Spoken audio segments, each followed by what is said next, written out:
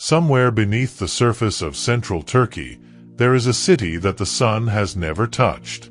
It does not sit on a hillside or along a river. It does not announce itself with columns or arches or the worn steps of a temple.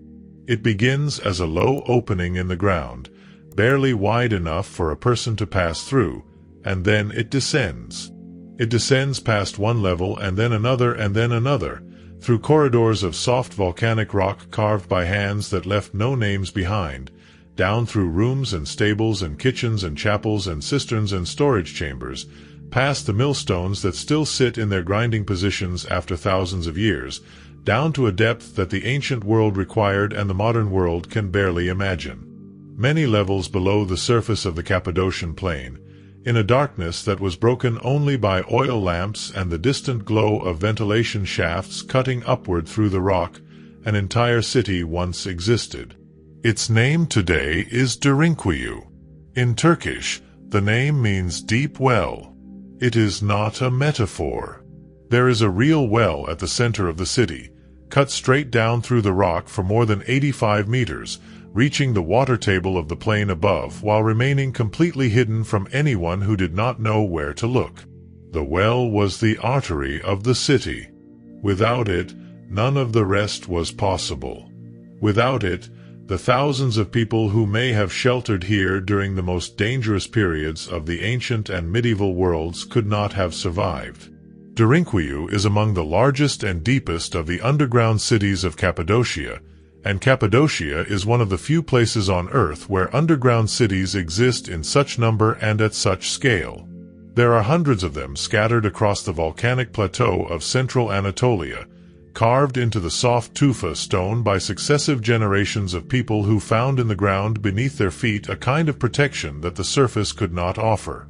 Some of the underground complexes are small, a few rooms and a short corridor.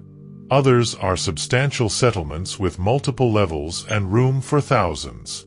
Derinkuyu is in a category of its own. It is not simply a refuge.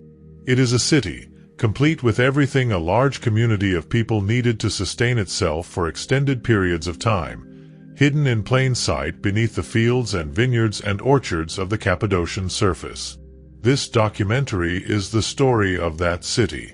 It is the story of the landscape that made it possible, the people who built it and expanded it across many centuries, the pressures that made going underground not just practical but necessary, and the long silence that followed the last inhabitants when they finally left.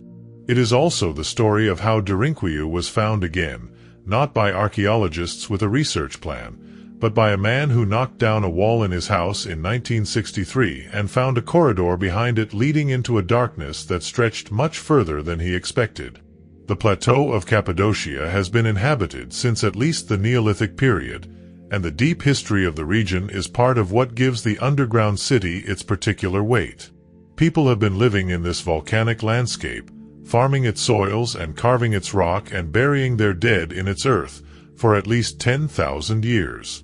The underground city is not an anomaly in this history.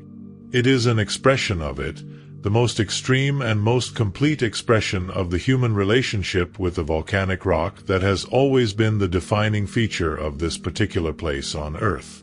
The specific decision to go underground, to invest the enormous labor and organizational effort required to create a city beneath the surface rather than on it, was not made lightly or quickly. It was made over centuries, incrementally, by communities that were always responding to specific circumstances, but that were also drawing on a deeper tradition of engagement with the rock that stretched back before any of the identifiable historical periods to which the underground cities can be attributed. The ground of Cappadocia has always been a resource as well as a foundation, and the underground city is the fullest realization of that understanding. The landscape of Cappadocia is unlike any other place on Earth, and understanding Derinkuyu begins with understanding the ground it was carved into. Cappadocia occupies a high plateau in the center of the Anatolian Peninsula, at an elevation of roughly 1,000 meters above sea level, surrounded by ranges of volcanic mountains. The most important of these, for the story of the underground cities, are the ancient volcanoes of Erciyes Dejai and Hasan Dejai, which erupted repeatedly over millions of years and buried the plateau beneath deep layers of volcanic ash and lava. Over time, the ash compressed into a soft sedimentary rock called tufa, sometimes also called tuff. Tufa is not hard like granite or marble. It is soft enough to be cut with iron tools, or even with harder stone tools before iron was available, but it is stable enough to hold its shape once carved, hardening gradually when exposed to air. It is, in short, one of the most workable building materials in the natural world, and the people of Cappadocia recognized this very early. The surface expression of this volcanic geology is what makes Cappadocia famous today. The erosion of the tufa by wind and water over millions of years has produced a landscape of extraordinary shapes. Tall columns of rock called fairy chimneys, some of them capped with harder basalt that protected the softer tufa beneath from erosion while the surrounding material wore away, deep valleys cut by seasonal streams, and broad plains interrupted by sudden outcroppings of pale volcanic rock. The colors of the landscape shift with the light, from pale cream in the morning to deep orange and pink at sunset, and the overall effect is of a terrain that seems to belong to some other world entirely. What the surface landscape makes visible, the underground cities make literal. The same softness of the tufa that produced the fairy chimneys also made it possible to carve rooms and corridors and shafts directly into the bedrock with tools that were relatively simple by the standards of the ancient world. The people who first did this in Cappadocia understood something important. The ground beneath their feet was not just a foundation. It was a resource, and in certain conditions it was the most valuable resource available to them. The specific geology of the Derinkuyu area is particularly favorable for underground construction. The tufa here is thick, stable, and relatively free of the fault lines and fractures that can make underground excavation dangerous. The water table is deep enough that the upper levels of the underground complex remain dry, but accessible enough through vertical shafts that water could be reached without excavating to impractical depths. The natural insulation of the rock maintains a stable temperature underground regardless of the season, cool in summer, relatively warm in winter by the standards of the high plateau, which experiences harsh winters and very hot summers. Everything about the geology of the place pointed toward the same conclusion. Going underground was not just possible here. In certain circumstances, it was the rational choice. The seasonal rhythms of the Cappadocian Plateau also shaped the timing and the character of the threats that made the underground city necessary. The raiding forces that crossed the plateau during the centuries of Arab pressure generally moved in the summer months, when the mountain passes were clear and the roads were dry. The communities of the plateau therefore knew that the risk of raiding was highest in summer and lowest in the deep winter, when snow closed the passes and made extended military movement across the plateau impractical. This seasonal pattern gave the underground city a rhythmic relevance, not just a constant background presence, and the communities that maintained it would have understood their summer vigilance as part of an annual cycle as regular as the agricultural calendar. The plateau itself sits between the two great volcanic peaks at a height that gives it a character distinct from the lower Anatolian plains to the north and south. The winters on the plateau are long and cold, with heavy snowfall that can isolate surface settlements for weeks at a time. The summers are hot and dry, and the agricultural cycle of the region is shaped by the twin constraints of cold and drought in ways that required careful management of food stores and water resources. The underground city provided a degree of insulation from both extremes. Its stable internal temperature made it a natural cold store in summer and a refuge from the worst winter conditions, quite apart from its defensive function. The rivers and streams of the Cappadocian Plateau, which cut the valleys that give the region its characteristic landscape, were also the arteries of its agricultural economy. The communities that farmed the plateau grew grain on the broader plains and fruit and vegetables in the more sheltered valley bottoms where water was available and the risk of late frost was lower. Vineyards and orchards occupied the slopes between the valley floors and the open plateau. This agricultural economy, productive enough to support a substantial population and to generate a surplus for storage, was the economic foundation on which the underground city rested. The food stored in Derinkuyu's underground chambers came from these fields and orchards, processed and preserved by the same people who would later shelter beneath the surface when the surface became too dangerous. The question of who first carved the underground cities of Cappadocia is one that the archaeological evidence does not answer with complete certainty. The oldest layers of human occupation in the Cappadocia region go back to the Neolithic period, and the area was settled continuously through the Chalcolithic and into the Bronze Age. The Hittites, whose empire dominated Anatolia from roughly 1700 to 1200 BCE, knew the plateau well, and their textual records mention settlements in the region, though they do not specifically describe underground cities.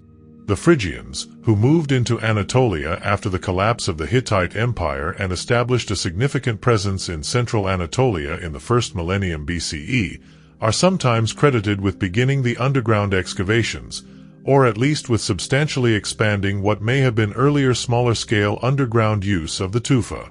What can be said with more confidence is that the underground spaces at Derinkuyu and at the other major Cappadocian sites were not created all at once.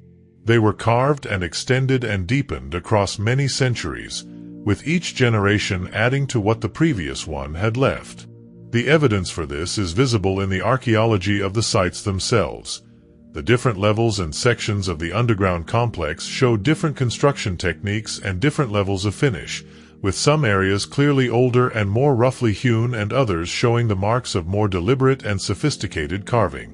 The ventilation shafts, which are among the most impressive engineering achievements of the entire complex, were cut through the rock at intervals that suggest careful planning, but the relationship between the shafts and the carved spaces they serve implies a process of incremental development rather than a single master plan executed in a short period. The Phrygians deserve particular attention in this context. They were a people who arrived in Anatolia from southeastern Europe or the northern Balkans in the aftermath of the Bronze Age collapse, the same catastrophic period of disruption that brought the Hittite Empire to an end and reshaped the political map of the entire eastern Mediterranean. The Phrygians established a kingdom in central Anatolia that reached its greatest extent in the 8th century BCE under a king named Midas, a historical figure whose name became attached in later Greek legend to the story of the Golden Touch. Phrygian Anatolia was a sophisticated culture with a strong tradition of rock-cut architecture, both at the surface, where monumental rock facades decorated with geometric patterns are found at several sites in the region, and underground, where the earliest substantial carved spaces at Derinkuyu may have originated. The practical triggers for the expansion of the underground cities are somewhat easier to identify than their precise origins. The late Bronze Age collapse of the 12th century BCE, which brought the Hittite Empire to an end and sent waves of displaced and raiding peoples across the eastern Mediterranean and into Anatolia, created precisely the kind of instability that would make underground refuge attractive. The Iron Age centuries that followed were marked in Anatolia by repeated cycles of conquest, displacement, and reorganization as successive powers, the Assyrians, the Lydians, the Persians, the Macedonians, and eventually the Romans, extended their control across the plateau. Each period of instability, each threat of invasion or raiding, would have added to the motivation to maintain and expand the underground network. The people who used Derinkuyu were not cave dwellers in the romantic sense of that phrase. They were farmers and craftspeople and traders who lived on the surface in ordinary circumstances, in villages and towns that looked much like any other settlements of the ancient world. The underground city was not their home in the sense of a place they lived in continuously. It was a refuge, a place they retreated to when the surface became dangerous, taking with them their animals, their food stores, their valuables, and the things they needed to survive until the danger passed. The scale of Derinkuyu is a measure of how serious and how prolonged those dangers could be. Under Persian rule, which extended over Cappadocia from roughly 547 BCE until the conquests of Alexander the Great in the 330s BCE, The plateau was administered as a satrapy of the Achaemenid Empire. The Persians generally maintained local administrative structures and did not systematically disrupt the lives of settled agricultural communities that paid their taxes and remained peaceful, but the region was not immune to the broader instabilities of the Persian period, including the conflicts between the Persians and the Greeks that periodically swept across western Anatolia and sometimes extended further east. After Alexander, the plateau passed through the hands of his successors before eventually becoming the independent kingdom of Cappadocia, a state that maintained its independence until it was absorbed into the Roman Empire in 17 CE. To walk into Derinkuyu today is to enter a place that was designed by people who understood fear. The entrance to the underground city is not dramatic. It is a low doorway set into the side of a small hill, wide enough for one person to pass through at a time. This narrowness was not an accident and not a limitation of the builder's skill. It was a deliberate choice, because a narrow entrance is a defensible entrance. A narrow entrance can be blocked quickly. A narrow entrance forces any attacker to approach in single file, removing the advantage of numbers. The people who designed Derinkuyu understood that the most dangerous moment of any siege was the entrance, and they designed accordingly. The first feature a visitor encounters beyond the entrance is what archaeologists and guides describe as a rolling stone door. These doors, which appear at multiple points throughout the underground city, are large circular stones, roughly 1.5 meters in diameter and 30 centimeters thick, carved from hard basalt and fitted into grooves cut into the corridor walls so that they can be rolled across the passage to seal it completely. The doors could only be moved from the inside. From the outside, they presented an immovable obstacle. From the inside, a small hole in the center of each door, roughly the size of a fist, allowed defenders to observe the corridor beyond and, if necessary, to insert a spear or other weapon to discourage anyone attempting to force the door. The existence of these rolling stone doors throughout the complex tells a story about how Derinkuyu was used. The city was not just a hiding place. It was a series of defensible positions, each capable of being sealed off independently if the outer perimeter was breached. If an attacker managed to get past the first door, they would face another passage, and another door beyond that, and another beyond that. The geometry of the underground city favored the defenders at every stage, channeling attackers into narrow corridors where their numbers meant nothing and their unfamiliarity with the layout was a critical disadvantage. The corridors themselves were carved at a height that required most adult visitors to stoop. This was not, again, a limitation of engineering. A low corridor is harder to move through quickly, harder to fight ineffectively, and easier for a defender who knows the layout to navigate than for an attacker who does not. The physical discomfort of moving through the underground spaces was a feature, not a flaw. It slowed any hostile entry and gave the inhabitants, who knew every passage and every turn, a consistent advantage over anyone trying to pursue them. The specific layout of the upper levels of the underground city shows evidence of additional defensive thinking. The passages near the entrances do not run in straight lines. They turn, and they intersect with other passages in ways that would disorient anyone moving through them for the first time under conditions of stress. A raiding party that had forced or found an entrance would find itself in a branching network of low, dark corridors with no clear indication of which way to proceed, no light beyond what they had brought with them, and every reason to expect that people who knew the layout were waiting in the darkness ahead. The psychological dimension of this defensive design was as important as the physical. Uncertainty and disorientation are powerful weapons when the defenders hold the terrain. Beyond the entrance passages and the first rolling stone doors, the underground city opens into more substantial spaces. The first levels below the surface contain stabling areas for animals, large enough to shelter the livestock that the inhabitants would have brought underground with them during a siege. The presence of animal stabling at the upper levels of the complex makes practical sense. Livestock needed air and were the most difficult to manage in confined underground spaces, so they were kept as close to the surface as possible while still being protected by the rock above them. The stabling areas at Derinkuyu were carved with drainage channels in the floors to manage the waste that large numbers of animals inevitably produce, and their position directly beneath the upper ventilation openings was not accidental. The air that moved through the upper shafts carried the smell and the ammonia of the stables upward and away from the deeper levels where the human population was concentrated. The engineering of Derinkuyu is most remarkable not in its rooms and corridors but in its air. An underground city of this scale, housing tens of thousands of people along with their animals and their fires for cooking and heating, would face an immediate and potentially fatal problem without a sophisticated system of air circulation. Carbon dioxide builds up quickly in enclosed spaces when large numbers of people are present. Smoke from fires, ammonia from animal waste, the simple accumulation of human exhalation in still air. Any of these would make an underground space uninhabitable within hours without adequate ventilation. The builders of Derinkuyu solved this problem with a system of ventilation shafts that represents one of the more impressive engineering achievements of the ancient world. The main ventilation shaft at Derinkuyu drops more than 85 meters from the surface to the deepest excavated levels of the complex. It is circular in cross-section, roughly 90 centimeters in diameter, and was cut with a precision that allowed it to function as both an air shaft and a water well.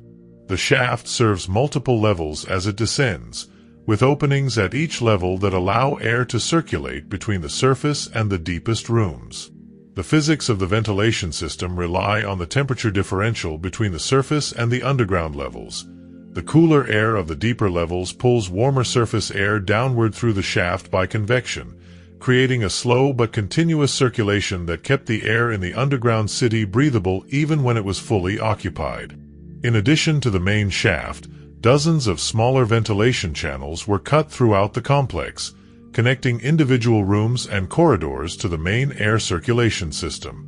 These smaller channels were carefully positioned to ensure that no part of the underground city was in a dead zone where air circulation was inadequate, and the planning required to achieve this result across a complex of this scale implies either a sophisticated understanding of air movement or extensive practical experience with the consequences of inadequate ventilation, or very probably both. The water supply system was equally carefully designed. The main well, cut to the same depth as the primary ventilation shaft, was accessible from multiple levels of the underground city through side openings at each level. The well drew from the water table beneath the plain above, which remained constant regardless of conditions on the surface. This was critical. A besieged population needed water independently of any surface source that an attacker could control or contaminate. The well at Derinkuyu was not just a convenience. It was a strategic asset, and its position at the center of the complex, accessible from multiple levels but not from the surface, ensured that control of the water supply remained with the inhabitants of the underground city rather than with any force that might occupy the ground above. The combination of reliable air and reliable water made extended underground occupation genuinely possible in a way that it would not have been without these systems. People could stay in Derinkuyu for weeks or months if necessary, not just for days. The engineering of the city was designed for the long siege, for the sustained period of danger that required not just a place to hide but a place to live. The construction of the ventilation system required a level of planning that is not always immediately apparent from the finished result. The main shaft had to be cut from above, because the underground levels it was designed to serve did not yet exist when the shaft was begun, or at least not in their final form. This meant that the people cutting the shaft had to anticipate the positions of the rooms and corridors that would eventually open off it at each level, and they had to maintain the precise vertical alignment of the shaft through more than 85 meters of rock without modern surveying instruments. The evidence that they succeeded in doing this is the shaft itself, which is still functional after what may be more than 2,000 years of existence. The smaller ventilation channels that connect individual spaces to the main circulation system were cut with a similar attention to the physics of air movement. Channels that run upward from a room to a higher passage create a draft by allowing warm air to rise. Channels that connect spaces at the same level allow cross-ventilation. The overall pattern of the ventilation network at Derinkuyu, mapped by archaeologists in the decades since the site's rediscovery, shows a system that is not random but organized according to principles that, whether or not the builders would have described them in those terms, are physically coherent and practically effective. The challenge of cutting the ventilation shaft itself, from the surface downward through more than 85 meters of rock, would have required a method of maintaining vertical alignment that the builders clearly possessed but that is not documented in any surviving source. One possibility is that they used plumb lines, simple weights suspended on cords, to check the vertical alignment of the shaft as it was cut. Another is that they cut from multiple levels simultaneously, working upward from the lower excavations and downward from the surface and relying on the natural properties of the rock to guide them toward each other. The fact that the shaft is straight and functional suggests that whatever method they used was effective, even if the specific technique remains uncertain. The deeper levels of Derinkuyu reveal a community that intended to sustain not just bodies but an entire way of life underground. The third and fourth levels below the surface contain what appear to be communal spaces. Large rooms with flat ceilings supported by carved rock columns, spaces that could have served as gathering areas, storage halls, or places for the kind of social activity that any community of people needed to maintain coherence during an extended period of confinement. The precise function of some of these rooms is not always determinable from the physical evidence alone, and the absence of written records from the people who used the city means that interpretations of specific spaces must remain somewhat tentative. But the overall pattern is clear enough. This was not a system of isolated hiding places but a structured community space, organized to support the social as well as the physical needs of a large population. Among the most evocative spaces in the deeper levels is a large room that archaeologists and guides identify as a church or chapel, notable because its plan, with a barrel-vaulted ceiling and a nave and side aisles cut directly into the rock, follows the architectural conventions of early Christian worship spaces. The presence of this space is consistent with the known history of Cappadocia as one of the earliest centers of Christian practice in the ancient world. Early Christian texts suggest the region may have been touched by apostolic missionary activity, though the specific routes of the earliest missionaries through Cappadocia are not always precisely documented. Early Christian communities established themselves in the Cappadocian cities in the 1st and 2nd centuries CE, and the region later became home to several of the most important figures in early Christian theology, including Basil of Caesarea and Gregory of Nyssa, who shaped the doctrinal foundations of what would become Eastern Orthodox Christianity. The Christian communities of Cappadocia faced periodic and sometimes severe persecution during the first 3 centuries CE, before Christianity was legalized and increasingly favored under Constantine in the 4th century. The underground cities provided these communities with something that the surface world could not always offer: invisibility. A community that had retreated underground with its animals, its food stores, and its sealed stone doors was effectively unreachable by authorities who did not know exactly where to look, and even for those who did know, forcing an entry against determined defenders in the narrow corridors of the underground city was a difficult and costly proposition. The church space in Derinkuyu is not the only evidence of Christian use of the underground cities. The surface landscape of Cappadocia is dotted with rock-cut churches and monasteries, carved into the fairy chimneys and cliff faces across the region, many of them decorated with frescoes that survive in extraordinary condition because of the stable underground environment. The connection between the underground cities and the surface rock-cut churches is not always direct, but they belong to the same tradition of people who understood the volcanic rock of Cappadocia as a medium for creating protected space. The lower levels of Derinkuyu also contain spaces identified as schools, based on their size and the arrangement of the carved surfaces within them, and areas that appear to have been used for missionary training, a function that would be consistent with the early Christian use of the site and with the importance of Cappadocia as a center of Christian education in the early Byzantine period. Whether the people who used these spaces understood them as schools in the formal sense, or whether the label reflects a broader interpretation of spaces used for communal teaching and learning, is difficult to determine with certainty. What is clear is that the designers of the underground city thought beyond immediate physical survival. They carved spaces that were intended to support the transmission of knowledge and the maintenance of community identity during periods when the surface world was too dangerous for ordinary life to continue. The winery spaces that have been identified at some levels of Derinkuyu add another dimension to the picture of underground life. Wine was not a luxury in the ancient world. It was a nutritional staple, a form of preserved calories that was safer to drink than water in many circumstances, and that played a central role in both the religious and the social life of Mediterranean communities. The presence of winemaking facilities underground speaks to a community that expected to be below the surface long enough to require the full range of normal food production and preservation, not just emergency rations stored in advance. The question of exactly how many people Derinkuyu was designed to shelter has been debated by archaeologists and historians for decades. The most commonly cited figure is 20,000 people, and some estimates go higher, reaching 30 or even 50,000 at the upper end of the range.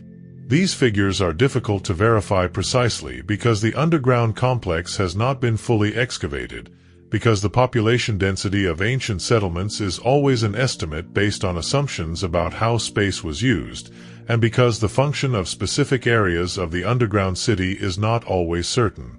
But even the most conservative estimates suggest a population in the thousands, and the physical scale of the complex, with its multiple levels, its extensive storage areas, its water supply for a very large number of people, and its ventilation system dimension for sustained occupation by a substantial community, is consistent with the higher estimates.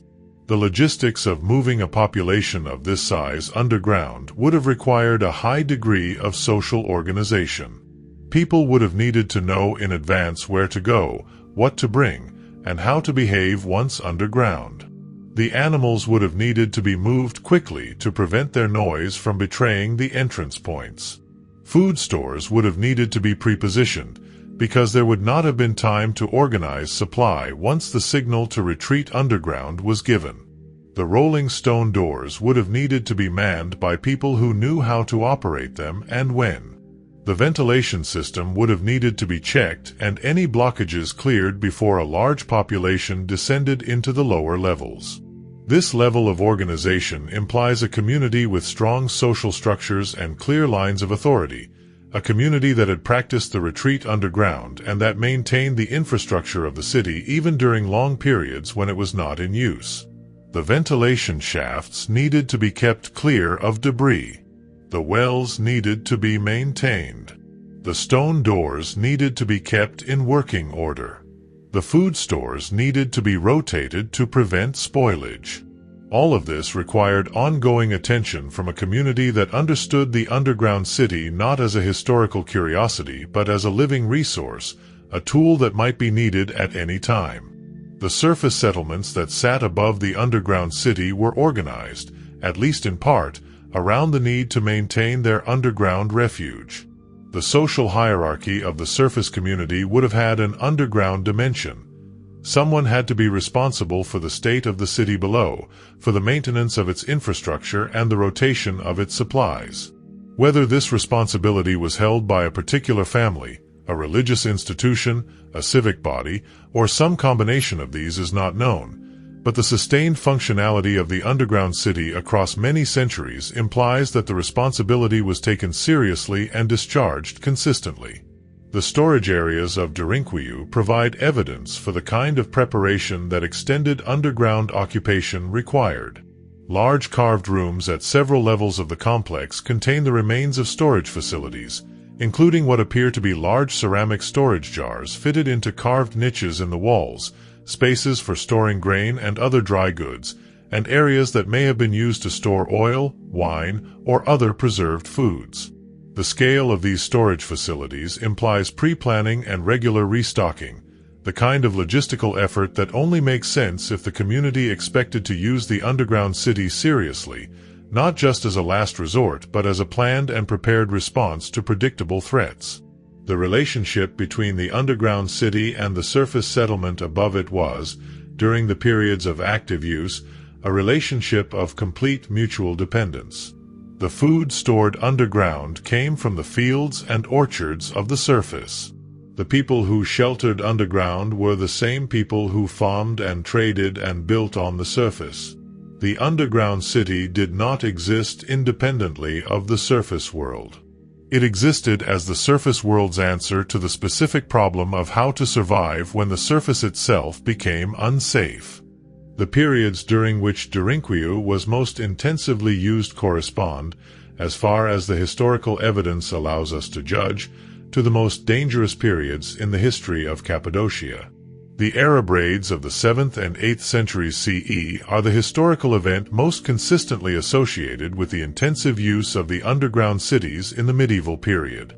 Following the rapid expansion of the early Islamic caliphates out of Arabia in the mid-7th century, the Byzantine Empire, which controlled Cappadocia at the time, found itself under sustained military pressure along its eastern and southeastern frontiers.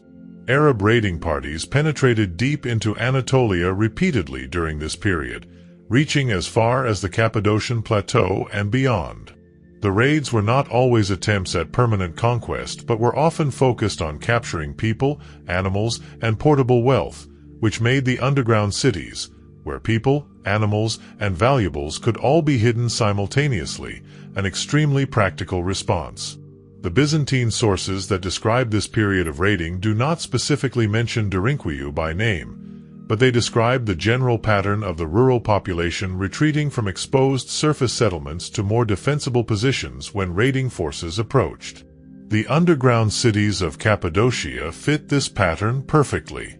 A community that had descended into Derinkuyu with its animals and its food stores and had sealed the stone doors behind it was, from the perspective of a raiding force moving quickly across the surface, simply not there. The village above might be empty and its buildings might be burned, but the people and everything that mattered to their survival would be intact underground. The period of Arab raiding that most directly affected Cappadocia ran from roughly the 640s to the 960s CE, more than 3 centuries of periodic but serious insecurity along the Byzantine Arab frontier. 3 centuries is a very long time to maintain a state of readiness, and the sustained pressure of this period is probably responsible for much of the expansion and refinement of the Derinkuyu complex that is visible in its current form. The rolling stone doors, the sophisticated ventilation system, the deep well, the prepositioned storage. These are not the features of a place that was used once or twice in an emergency. They are the features of a place that was used regularly, maintained carefully, and continually improved by people who understood from hard experience what underground survival required. The specific military geography of the Arab raids helps to explain why Cappadocia, in particular, made such sustained use of its underground resources. The plateau lies directly across the main routes from the Arab-controlled territories of Syria and northern Mesopotamia into the interior of Anatolia.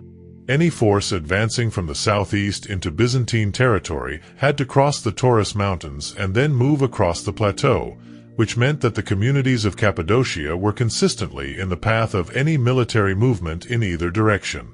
They were not peripheral to the conflict. They were at the center of it, year after year, decade after decade. The end of the major Arab raiding period in the 10th century, when the Byzantine Empire launched a sustained military reconquest of its eastern territories, reduced but did not eliminate the threats to Cappadocia. The Seljuk Turks, who defeated the Byzantines at the Battle of Manzikert in 1071 and subsequently took control of most of Anatolia, brought a new period of instability to the region. The Mongol invasion of the 13th century, which devastated much of the Middle East and Central Asia and sent refugee populations westward across Anatolia, created further disruption. Each of these historical events would have made the underground cities relevant again, even for communities that had perhaps grown accustomed to surface life during the more stable intervening periods. The underground cities of Cappadocia did not exist in isolation from each other. One of the more remarkable discoveries of the 20th century archaeological investigation of the region is that Derinkuyu was connected to the neighboring underground city of Cappadocia, located approximately 9 kilometers to the north, by a tunnel that runs between the two sites at a depth of several tens of meters below the surface. The tunnel is approximately 8 kilometers long, which is to say that it runs for most of the distance between the two cities, and it was wide and tall enough for people to move through it without crawling, though not without stooping in some sections. The existence of this tunnel transforms the way that Derinkuyu and Cappadocia must be understood. They were not independent sites that happened to be near each other. They were connected nodes in a larger underground network, a network that allowed people and supplies and potentially messages to move between the two cities without ever exposing themselves to the surface. The strategic implications of this connection are significant. A population sheltering in Derinkuyu could communicate with and potentially receive support from the population in Cappadocia through the tunnel, and vice versa. If one entrance point was compromised, people could potentially move to the other through the connecting passage. Cappadocia itself is a substantial site, with 4 levels open to visitors today and evidence of additional levels below the currently accessible areas. Like Derinkuyu, it was organized around a central ventilation shaft that also served as the primary water source, with living spaces and storage areas arranged on multiple levels connected by the same kind of low, twisting corridors that characterize the larger site to the south. The two cities are different in character as well as size. Derinkuyu is deeper and more vertically organized, while Cappadocia has a broader horizontal spread at each level. The differences in their layouts reflect differences in the specific geology of the two sites and possibly differences in the specific uses the two communities made of their underground space. The full extent of the underground network in Cappadocia is still not completely mapped. The total number of underground sites in the region is estimated at over 200, with many more almost certainly remaining to be discovered. The largest sites, Derinkuyu and Cappadocia, are the best documented, but several other sites in the region are of substantial size and considerable complexity. The precise relationships between all of these sites, in terms of their dates, their periods of intensive use, and their connections to each other and to the surface settlements above them, remain subjects of ongoing archaeological investigation. What the existence of the network suggests is that the underground cities were not simply a local response to a local problem. They were part of a regional strategy for survival, developed and maintained by communities across a large area who shared a common understanding of the threats they faced and the resources available to meet those threats. The coordination required to build and maintain a connected network of underground cities across a plateau of this size implies something beyond individual village planning. It implies a regional consciousness, a shared awareness of vulnerability, and a shared commitment to a common form of response that transcended the boundaries of individual communities. The surface settlements associated with the different underground sites were connected by roads and tracks that crossed the plateau in all directions. The same roads that connected the surface villages to each other also connected the entrances to the underground cities, which were typically located within or very near the surface settlements. A warning of approaching danger that reached one village on the plateau would have traveled along the same road network to the neighboring villages, giving each community enough time, if the system was working well, to complete its descent underground before the threat arrived. The underground network and the surface road network were therefore complementary systems, different aspects of the same regional strategy for managing the specific dangers of life on the Cappadocian Plateau during the centuries of greatest insecurity.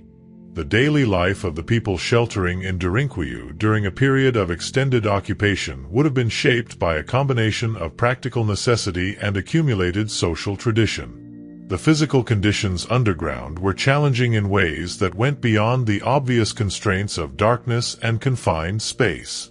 The temperature in Derinkuyu's underground levels remains a constant cool and relatively stable throughout the year, which is cold enough to require warm clothing and to make physical inactivity uncomfortable. The absence of natural light meant that the entire daily cycle of underground life was organized around artificial illumination, primarily oil lamps fueled by olive oil or animal fat, which produced a steady but limited light and a small amount of heat. The combination of low temperature and artificial light gives the underground city a specific character that visitors today still feel immediately. It is a place that functions efficiently and impressively, but it is not a comfortable place by the standards that surface life makes possible. The management of light underground was itself a significant logistical challenge. Oil lamps required fuel, and fuel had to be stored in sufficient quantities to maintain adequate illumination throughout the underground city for as long as the occupation lasted. The consumption of oil by a large number of lamps burning continuously over weeks or months represented a significant drain on stored resources, and the management of this consumption, balancing the need for adequate light against the need to conserve supplies for an occupation of uncertain duration, was one of the many practical decisions that the community had to make collectively. The management of the underground community would have required clear social organization. Decisions about the management of the water supply, the distribution of stored food, the assignment of spaces for different families or groups, the maintenance of the ventilation shafts, and the operation of the stone doors would all have needed to be made and enforced by people with recognized authority. The specific nature of that authority, whether it was organized around family groups, religious structures, military leadership, or some combination of these, is not recorded in any source that has survived, but the scale and complexity of the underground city implies that it functioned under some form of governance that was adequate to the challenge. The animals sheltered in the upper levels of the complex presented their own management challenges. Livestock in confined underground spaces produce noise, waste, and heat in quantities that required active management. The stabling areas at Derinkuyu show evidence of drainage channels cut into the floors to manage animal waste, and the position of the stabling areas directly below the upper ventilation openings suggests careful attention to placing the largest sources of smell and noise as close to the surface air as possible. The integration of livestock into the underground city was not incidental. It was essential. The animals represented a critical component of the community's food supply and agricultural capacity, and losing them during a siege would have been a significant economic blow even if the community survived the immediate threat. The children who grew up in communities that used Derinkuyu regularly would have learned the geography of the underground city as a matter of basic survival knowledge. They would have known the location of the rolling stone doors and how to operate them. They would have known the route to the well and to the ventilation shafts.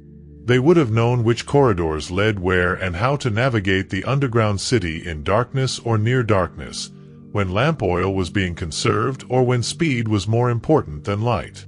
This practical knowledge, passed from generation to generation, was as much a part of the community's inheritance as its fields and its buildings on the surface. The psychological dimensions of extended underground occupation are not recorded anywhere in the surviving evidence, because the people who experienced them did not leave written accounts.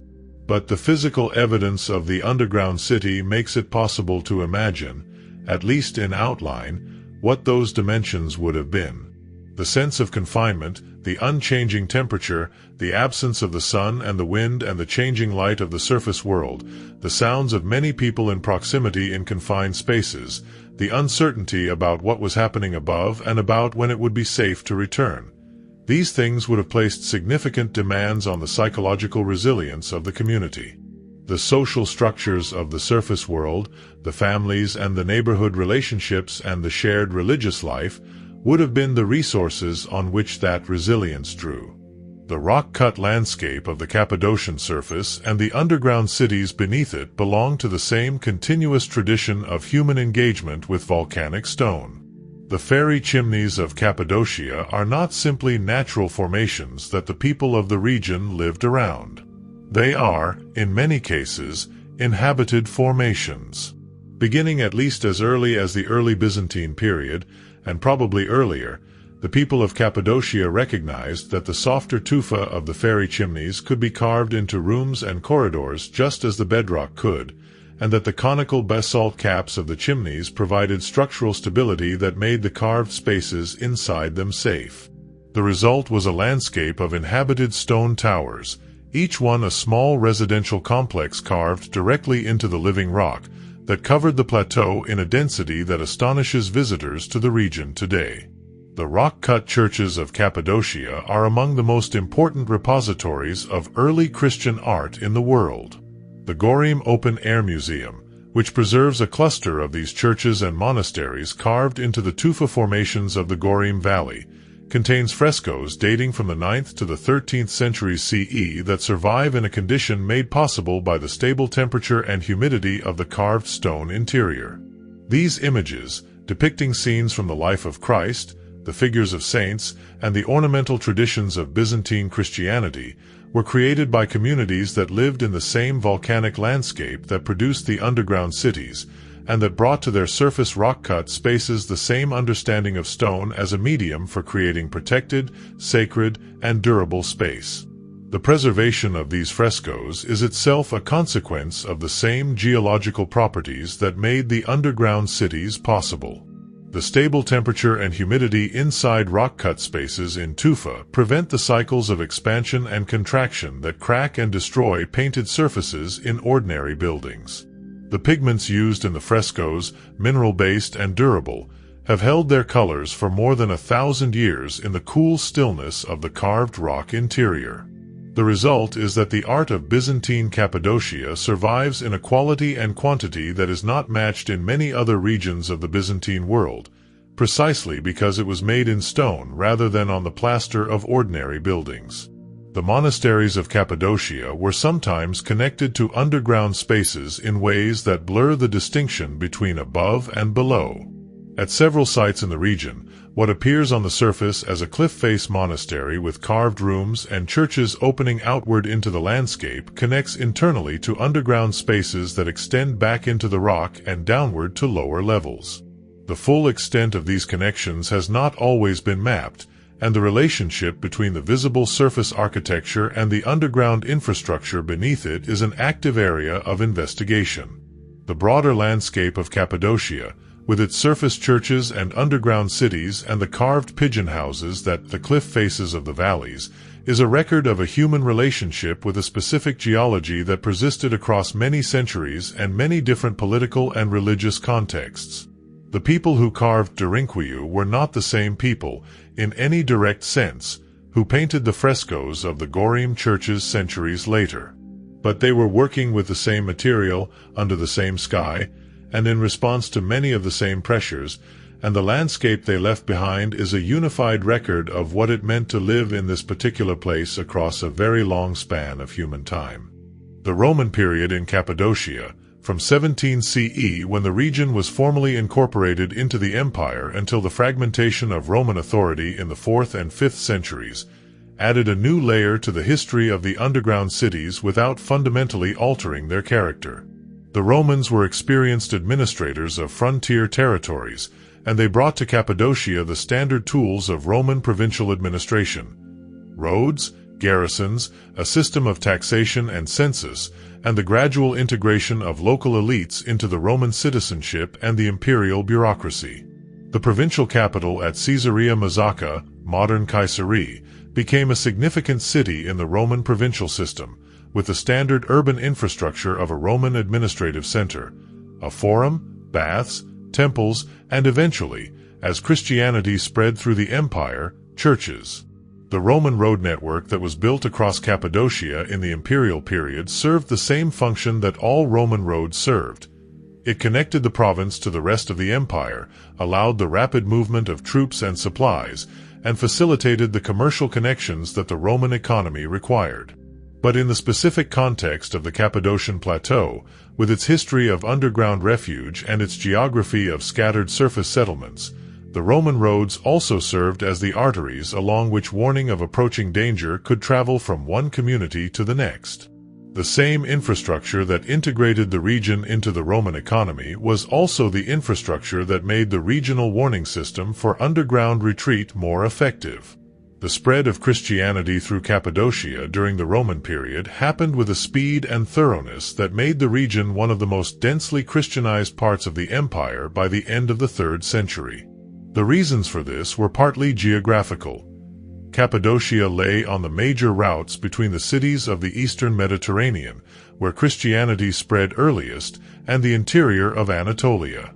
Traveling missionaries and merchants who had converted to the new faith passed through the region regularly, and the communities they encountered were connected enough to the wider world to be receptive to new ideas while also being settled enough to maintain and develop those ideas once they had taken root. The theological productivity of Cappadocian Christianity was remarkable. The group of 4th-century thinkers now called the Cappadocian Fathers, Basil of Caesarea, his brother Gregory of Nyssa, and their friend Gregory of Nazianzus, developed the theological framework for the doctrine of the Trinity that became the foundation of Orthodox Christianity. They did this in a landscape shaped by volcanic rock, in cities carved into stone and surrounded by the fairy chimneys of the plateau, in a region where the practice of withdrawing from the surface world into carved rock spaces had been a feature of life for centuries. The connection between this landscape and the specific character of Cappadocian Christian theology, with its emphasis on interiority and contemplation and the search for what lies beneath the surface of things, is not provable in any direct sense but is suggestive. The persecution of Christians by Roman authorities, which was intermittent rather than systematic but nonetheless real and sometimes severe in its local effects, gave the underground cities a new relevance in the Roman period. A community that practiced an unauthorized religion in an empire that periodically decided to suppress it had reasons to value invisibility and concealment that went beyond the threat of military raiding. The underground city as a space for unauthorized worship, for maintaining community cohesion against external pressure, for preserving a way of life that the surface world was trying to eliminate. This dimension of Derinkuyu's history belongs to the Roman period, and it connects the underground city to one of the most consequential stories in the history of Western civilization. The rediscovery of Derinkuyu in the modern period is a story that belongs not to archaeology but to ordinary life. In 1963, a resident of the town of Derinkuyu was renovating his house. In the course of the renovation, he knocked down a wall in a room at the back of the building and found a corridor behind it. The corridor was not short and it did not end quickly. It led downward, and it kept going, and it opened into rooms and passages that extended far beyond anything the man had expected to find. He had not known that his house sat above one of the most extensive underground complexes in the ancient world. No one in the town knew it in the way that archaeological knowledge requires. That is, with maps and measurements and a sense of the full extent of what lay beneath. The knowledge of the underground spaces was not entirely absent before 1963. Local people knew that underground rooms existed in various places under the town. The well at the center of the complex was known and used. Some of the upper levels of the underground city had been in intermittent use as storage cellars within living memory. But the full extent of the underground system, the many levels, the connecting tunnel to Kaymakli, the rolling stone doors, the church spaces and stabling areas at various depths, was not systematically understood until the investigation that began after the 1963 discovery. Turkish archaeologists began systematic excavation and documentation of the site in the years following the discovery. The scale of what they found expanded steadily as work progressed downward through the levels of the complex. The ventilation shaft, dropping more than 85 meters through the rock, was identified and measured. The rolling stone doors were found at multiple points in the underground corridors, still sitting in their carved grooves, still movable, still capable of sealing a passage as effectively as they had been when someone last rolled them closed, perhaps centuries earlier. The carved storage niches, the stabling areas, the millstones, the church space, the rooms identified as schools. Each level revealed new evidence of the sophistication of the underground city and the complexity of the community that had built and used it. The millstones found in some of the lower levels deserve particular attention as evidence of the kind of underground life that Derinkuyu was designed to support. Millstones are not emergency equipment.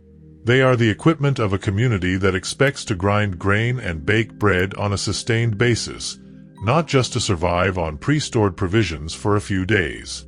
The presence of millstones underground, in positions that suggest they were in active use rather than simply stored for eventual return to the surface, is evidence that the community using Derinkuyu during periods of intensive occupation was maintaining something close to normal food production rather than simply drawing down prepositioned reserves. The site was opened to the public in 1969, just 6 years after the initial discovery. It has since become one of the most visited archaeological sites in Turkey, attracting hundreds of thousands of visitors annually to what is now a UNESCO-listed region. The experience of walking through Derinkuyu, even in its current form with electric lighting installed in the corridors and guide ropes along the walls, retains something of the disorientation that the underground city was designed to produce in anyone who did not know it well. The low ceilings, the narrow passages, the weight of the rock above, the sense of descent through level after level into a deeper and deeper silence. These things do not change with electric light. The archaeology of Derinkuyu continues to produce new understanding, and there are dimensions of the site that remain incompletely investigated. The estimate of 18 levels for the underground complex is based on the excavation work carried out since 1963, but archaeologists have noted evidence suggesting that the complex may extend to greater depths than have been fully documented. The difficulty of excavating and documenting a site of this complexity, in which the spaces are confined and access is often only possible by removing debris from blocked passages, means that the process of understanding the full extent of the underground city is still ongoing. New passages are identified periodically, and the relationship between the excavated areas and the unexcavated portions of the complex is not fully understood. The question of the precise date of the earliest phases of the underground city is one that the archaeological evidence has not yet resolved definitively. The tufa itself does not yield dating information directly, and the artifacts found in the underground spaces, while providing some chronological anchors, do not give a clear picture of the earliest period of occupation. The current consensus places the beginning of substantial underground excavation at Derinkuyu no earlier than the middle of the first millennium BCE, with some scholars arguing for Phrygian origins and others suggesting a later start. The possibility that smaller or more rudimentary underground spaces at the site predate the current complex by a significant margin cannot be ruled out on the basis of current evidence. The connecting tunnel between Derinkuyu and Cappadocia has been partially explored but not fully documented. The full length of the tunnel, estimated at around 8 kilometers, makes complete exploration and documentation a substantial undertaking, and the condition of the tunnel varies considerably along its length. Some sections are well preserved and passable, while others have partially collapsed or filled with debris over the centuries. The question of whether other connecting tunnels between underground sites in the region await discovery, either as yet unidentified passages or as known passages whose connections have not been traced, remains open. The surface archaeology of the Derinkuyu area adds context to the underground complex that the underground spaces themselves cannot provide. Survey work in the region has identified the remains of surface settlements associated with the underground city, including evidence for the agricultural systems that supported the population that used it. The relationship between these surface settlements and the underground city, in terms of the size of the surface population relative to the capacity of the underground refuge and the logistics of the retreat underground, is a research question that recent work has begun to address more systematically. Ground-penetrating radar and other non-invasive survey technologies have been applied at several Cappadocian sites in recent years, with results that have added to the picture of the underground network without requiring the physical excavation of every identified feature. The application of these technologies at Derinkuyu itself has suggested the presence of spaces that connect to the known complex but have not yet been fully investigated. The possibility that the underground city is larger than its currently documented form is not a speculation but a research-backed assessment, and the implications of this for the capacity of the complex and its place in the broader regional network are significant. The ongoing work at Derinkuyu and at other underground sites in the Cappadocia region is producing a picture that is both more detailed and more complex than the one available even 20 years ago. The underground cities are not simply extraordinary engineering achievements, though they are certainly that. They are archives of human decision-making under pressure, records of what people chose to build and how they chose to live when the ordinary options were not adequate to the challenges they faced. The broader historical significance of Derinkuyu extends beyond the specific story of Cappadocia. Underground cities are not unique to Cappadocia. There are rock-cut settlements in the Negev Desert of Israel, in the cliff faces of the American Southwest, in the volcanic landscapes of Sicily and Malta, in the mountains of Ethiopia. The specific combination of geology, climate, and historical pressure that produced Derinkuyu is particular to Cappadocia, but the fundamental impulse that drove people underground, the need to find protection that the surface could not offer, is universal. What Derinkuyu demonstrates more clearly than any other single site is the scale to which that impulse can be taken when the right conditions are present. The Anasazi cliff dwellings of Mesa Verde in Colorado are extraordinary, but they accommodate hundreds of people rather than tens of thousands. The underground cisterns and passages of many ancient cities served specific functions rather than providing complete alternative urban infrastructure. The catacombs of Rome are extensive, but they were designed for the dead rather than the living. Derinkuyu is in a different category. It is a complete underground city, designed for the full range of human life, at a scale that has no parallel anywhere else in the ancient world. The specific achievement of Derinkuyu is the integration of all the systems that urban life requires into a single underground complex: water, air, food production and storage, animal husbandry, social gathering space, religious life, education, defense. Each of these systems, taken individually, represents a significant engineering and organizational challenge. The integration of all of them into a coherent whole, functioning reliably over many centuries, represents something that goes beyond engineering into the domain of culture.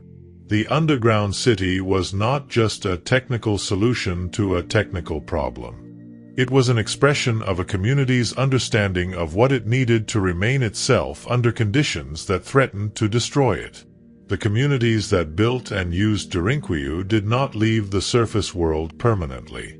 They went underground when they had to and returned to the surface when they could, and the rhythm of that movement, down and up and down again, across many generations and many centuries, shaped a culture that was distinctive in ways that are still partially visible in the landscape today.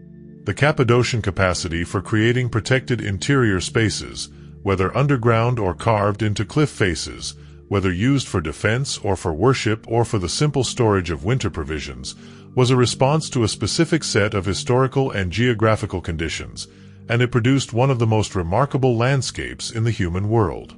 The descendants of the people who used Derinkuyu still live on the Cappadocian Plateau, in the same towns and villages that sit above the underground complex, farming the same volcanic soil and looking out across the same landscape of fairy chimneys and eroded tufa valleys that their ancestors looked across when they decided, generation after generation, that the best way to meet the dangers of the surface world was to go below it. The Cappadocian Plateau in the centuries before the Arab raids was not simply a passive landscape waiting to be threatened. It was an active and productive part of the late Roman and early Byzantine world, with an agricultural economy, a commercial life, and a set of social institutions that gave its communities both the resources and the resilience to respond to the threats that came. The agricultural foundation of Cappadocian life in the Byzantine period was built on the same volcanic soil that had supported farming communities on the plateau since the Neolithic. The tufa soils of the region are fertile and well-drained, and the plateau's elevation, while it creates harsh winters, also provides a growing season that is suitable for a range of crops including wheat, barley, lentils, and the fruit trees and vines that the region is still known for today. The Cappadocian wine of the Byzantine period was traded across the empire, and the olive groves of the lower valleys produced oil that was both a food source and a fuel for the lamps that illuminated the underground city during extended occupations. The commercial life of the plateau in the Byzantine period was organized around the major roads that connected the region to the rest of the empire and to the trade routes that passed through Anatolia, connecting the Mediterranean world to the east.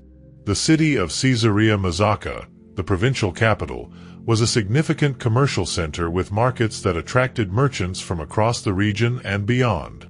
The smaller towns and villages of the plateau were connected to this commercial network through regular market days and the movement of goods along the road network.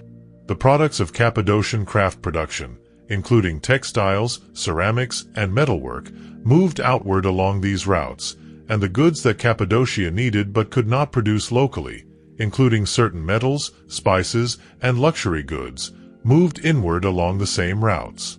This commercial vitality was also a source of vulnerability. The same roads that connected Cappadocia to the wider world also provided the routes along which hostile forces could approach. The same wealth that the plateau's agriculture and commerce generated was also the wealth that made the region an attractive target for raiding. The underground cities were not simply a response to the threat of violence. They were a response to the specific form that violence took in this region and period. The rapid, mobile raid designed to capture people and portable wealth and withdraw before a defensive response could be organized. Against this form of threat, the underground city was a near-perfect response, because it removed from the surface the people and the wealth that the raid was designed to capture. The Byzantine military system in Cappadocia during the period of Arab raiding was organized around a network of frontier forts and garrison towns that were intended to intercept raiding forces before they reached the settled agricultural communities of the interior. This system worked imperfectly, as frontier defense systems usually do, and the raiders who slipped through or around the military cordon reached communities that could not rely on military protection arriving in time. For these communities, the underground city was not a supplement to the military defense system. It was the defense system, the last and most reliable option when every other form of protection had failed or proven inadequate. The specific experience of descending into Derinkuyu for the first time, whether in the ancient world or today, is one of progressive disorientation followed by a gradual adaptation to an entirely different environment. The transition from the surface to the underground is not simply a transition from light to dark, though it is that. It is a transition from a world organized by the horizon, by the distance and the sky and the changing light of the surface, to a world organized by the immediate, by the rock a hand's breadth away and the ceiling a head's height above and the sound of the person immediately ahead. The senses recalibrate. The eyes adjust to the level of illumination available and begin to read detail at close range rather than distance. The ears become more sensitive, picking up the sounds of water somewhere in the rock, the movement of air in the ventilation shafts, the distant sounds of other people in other parts of the complex. The people who descended into Derinkuyu in the ancient world were not experiencing anything new in this sensory adjustment. They had been underground before, many times, and their bodies knew what to do. But the adjustment itself, the reorientation to an underground world, was a real experience every time, and it marked the transition from surface life to underground life as something more than just a change of location. It was a change of world. The underground city had its own geography, as legible to those who knew it as the surface landscape above. The main corridors were arterials, connecting the major spaces of the complex. The side passages were local routes, leading to specific rooms and specific functions. The ventilation shafts were landmarks, identifiable by the movement of air and the particular sound they made. The well was the center of everything, the place where people came for water and where the social life of the underground community naturally converged. People who had spent time underground knew this geography in their bodies, in the way their feet knew the slope of a descent and their hands knew the height of a ceiling, and this embodied knowledge was itself a form of security. The lighting of the underground city in its active period would have been organized according to the same principles of conservation and priority that governed all underground resources. The main corridors and the communal spaces would have been lit continuously, because people needed to move through them regularly and safely. The individual family spaces would have been lit when needed and dark when not, to conserve fuel. The stabling areas would have been lit minimally, because animals do not need light. The deeper spaces, the storage rooms and the lowest levels where people rarely needed to go during normal underground life, would have been in near complete darkness except when someone descended with a lamp for a specific purpose. This distribution of light created a lived hierarchy within the underground city, with the brighter spaces as centers of communal life and the darker spaces as the margins where the community's material reserves were kept. The psychological effect of this hierarchy, the bright center and the dark periphery, would have been to organize the community's sense of its own existence around the communal spaces rather than the individual family units, reinforcing the collective identity that extended underground occupation required. The question of how the underground city was organized socially is one that the physical evidence can only partially answer, but the evidence it provides is suggestive. The spatial organization of Derinkuyu reflects a community that was hierarchically organized, but not in the way that palaces and throne rooms organize hierarchy. There are no spaces in the underground city that are clearly larger or more elaborately finished than others in a way that implies the residence of a ruler or an aristocracy. The communal rooms are communal in a genuine sense. They are large enough for many people and are not subdivided or sequenced in ways that would give preferential access to particular groups. The church space is more formally finished than many other areas, with its carved barrel vault and its nave plan, but it is accessible to the community rather than reserved for a priestly caste. This apparent egalitarianism of the underground space is consistent with what is known about the social organization of rural Byzantine communities in Cappadocia. The rural communities of the Byzantine plateau were not egalitarian in any absolute sense. They had their own internal hierarchies of wealth, family connection, and religious authority. But they were organized differently from the great urban centers of the empire, with a more horizontal social structure in which the obligations of kinship and neighborhood created bonds that cut across economic differences. The underground city, which required everyone to cooperate in its maintenance and management regardless of their surface world status, would have reinforced this more horizontal social organization. The religious leadership of the community, whether a parish priest or a monastic superior or some other form of religious authority, would have played an important role in the social life of the underground city. The church space at the lower levels of Derinkuyu was not just a place for formal worship. It was the space where the community gathered to mark time, to observe the liturgical cycle that structured Byzantine Christian life, to perform the rituals of birth and death and marriage that maintained the community's sense of its own continuity. In a world without daylight to mark the passage of time, the liturgical calendar would have been an especially important organizing structure, giving the days and weeks of underground occupation a rhythm and a meaning that went beyond the practical rhythms of eating and sleeping and working. The relationship between the clerical and the lay leadership of the underground community would have been a negotiated one, as it was in Byzantine society more broadly. The priest had authority in the domain of religious life and some authority in the domain of social ethics. The secular leaders of the community, whoever they were, had authority in the domain of practical management and defense. The overlap between these domains, the management of the water supply, the distribution of food, the operation of the rolling stone doors, the decision about when to descend and when to return to the surface, would have required ongoing coordination between these different forms of authority, and the quality of that coordination would have been a significant determinant of how well the community managed the challenges of underground life. The legacy of Derinkuyu in the modern world is one of astonishment and, beneath the astonishment, a quiet recognition. The astonishment is understandable. Visitors to the site today, descending through the narrow corridors and the low-ceilinged passages, encounter something that does not fit easily into any familiar category. It is not a ruin in the conventional sense, because the underground city is largely intact. It is not a monument, because it was never intended to impress. It is not a curiosity, because it was built with complete seriousness for purposes that were entirely practical. It is a city, built by people who needed one, in the only place where the specific kind of city they needed could be built. The recognition that follows the astonishment is more interesting.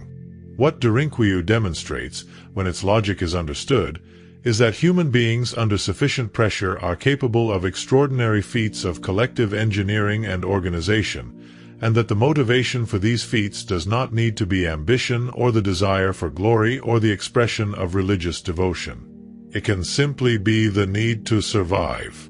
The underground city of Cappadocia was built by communities who needed to protect themselves and their families and their animals and their food stores from forces that threatened to destroy them, and they built it with an ingenuity and a thoroughness that is genuinely remarkable by any standard of comparison. The UNESCO recognition of Cappadocia as a World Heritage Site, granted in 1985, reflects an international acknowledgement of the significance of the region's cultural landscape, including both the surface rock-cut architecture and the underground cities that extend beneath it. The listing has brought increased attention and resources to the conservation of the sites, though the challenges of maintaining an underground archaeological complex of this scale are significant. The rock itself is generally stable, but the increased foot traffic of large numbers of visitors creates wear on the corridor floors and the carved surfaces of the rooms, and the changes in temperature and humidity that visitors bring into the underground environment can affect the condition of carved surfaces over time. The ongoing management of Derinkuyu as an archaeological site and a public attraction involves a balance between access and conservation that is not always easy to maintain. The experience of visiting the underground city is genuinely powerful, and that power depends partly on the physical character of the space, the low ceilings, the narrow passages, the sense of descent into an older world that would be diminished by any significant modification of the underground environment. The challenge for the archaeologists and the heritage managers who are responsible for the site is to maintain the conditions that make the visit meaningful while also protecting the fabric of the underground city from the damage that large numbers of visitors inevitably cause over time.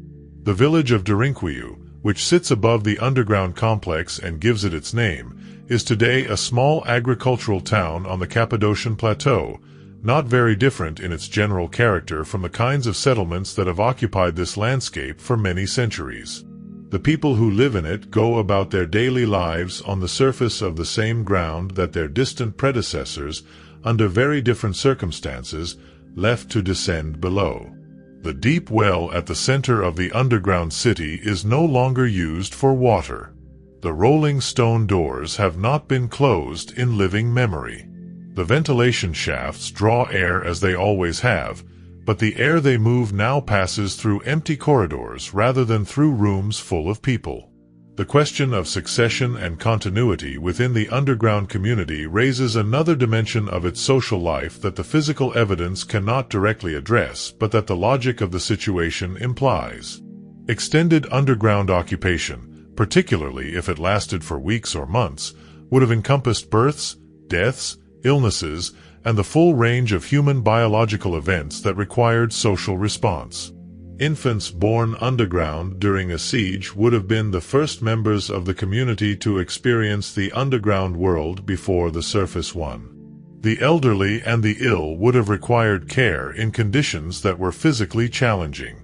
The dead would have needed to be managed in an underground space that offered none of the surface world's options for burial. The social structures that managed these events, the kinship networks and the religious institutions and the informal hierarchies of respected elders, were the same structures that managed the daily logistics of water and food and light. The underground city, for all its engineering sophistication, was ultimately a human community living in an unusual place under unusual circumstances, and the human dimensions of that community, its relationships and its conflicts and its solidarities, were as important to its survival as any of the stone doors or ventilation shafts. The silence of Derinkuyu after its last use was not the silence of destruction.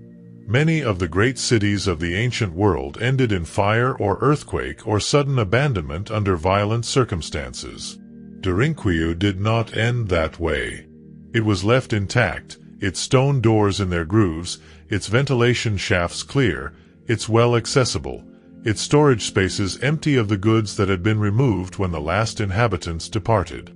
The city was left in a state of readiness, as if the people who closed it believed, or perhaps simply hoped, that it might be needed again. In a sense, this was the most optimistic possible interpretation of what they had built, a city that could wait. And it did wait. For centuries, possibly for many centuries, Derinkuyu sat beneath the surface of the Cappadocian plateau in a darkness that was interrupted only by the occasional entry of people from the surface settlements above, who knew of the underground spaces and used them for storage or for shelter during brief periods of local insecurity, but who did not restore them to anything like their full historical use. The volcanic rock that had been carved so carefully over so many generations held its shape. The corridors did not collapse. The ventilation shaft continued to draw air. The well continued to reach the water table. The city was not destroyed by its abandonment. It simply waited, in the dark, for someone to find it again. The man who knocked down the wall in 1963 and found a corridor behind it was not looking for an underground city. He was renovating his house. The discovery was an accident, in the specific sense that he had not expected to find what he found, though in a broader sense it was perhaps inevitable. A city of this size, beneath a town of this age, could not remain entirely hidden from the people living above it indefinitely. The local knowledge of the underground spaces, imperfect and incomplete as it was the attenuated inheritance of a much more detailed knowledge that had once been a matter of community survival. The restoration of that fuller knowledge, through the work of the archaeologists who followed the initial discovery, is itself a kind of archaeology of memory.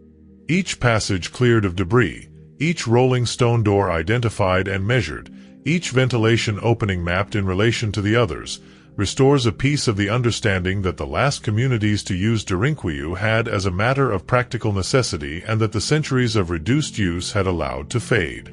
The city that was built to be known intimately by the people who depended on it is being made known again, this time not for survival but for understanding. Standing at the deepest accessible level of Derinkuyu today, in the cool darkness at the bottom of the carved rock, the scale of what was achieved here becomes most fully apparent.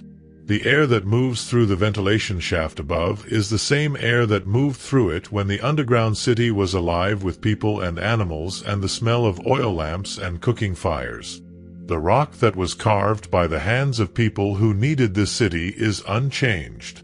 The grooves in the corridor walls where the rolling stone doors were moved back and forth over many generations are still there, worn smooth by the repeated passage of the same hard basalt edge, a record of physical effort so sustained that it left its mark in stone. The city below Cappadocia was not built from ambition or from wealth or from the desire to leave a monument. It was built from necessity, from the specific and recurring experience of a people who lived in a place that was sometimes very dangerous and who found in the ground beneath their feet the means to survive that danger. The engineering that makes Derinkuyu extraordinary was not the product of an imperial program or a royal commission. It was the product of communities solving their own problems with the resources that their specific landscape provided across many generations, adding one level to what the previous generation had left, cutting one more room, deepening one more shaft, rolling one more stone door into its groove. The vastness of what they built is a measure of how serious their need was. You do not carve 18 levels into the bedrock of a volcanic plateau. You do not cut an 85-meter ventilation shaft. You do not engineer a system of rolling stone doors that still work after 1,000 years, unless you have a very clear reason to do so. The reason was survival. The city was the answer. And the answer was sufficient, across many centuries of testing, to the question that history kept asking. The plateau above is quiet now. The fields grow wheat and vines and apricots as they have for thousands of years. The fairy chimneys cast long shadows in the evening light. The surface of the ground gives no indication of what lies beneath it, of the rooms and corridors and shafts cut deep into the volcanic rock by the hands of people who needed a place where the dangers of the surface world could not follow them. Derinkuyu is still there. Many levels deep, cool and quiet, in the dark below the plain. A city that the sun has never touched, waiting in its own silence for whoever descends next. If this film kept you company through the night, consider subscribing to the channel so you never miss the next quiet journey. And if you would like another journey into the ancient world, you can find one waiting for you on the screen now.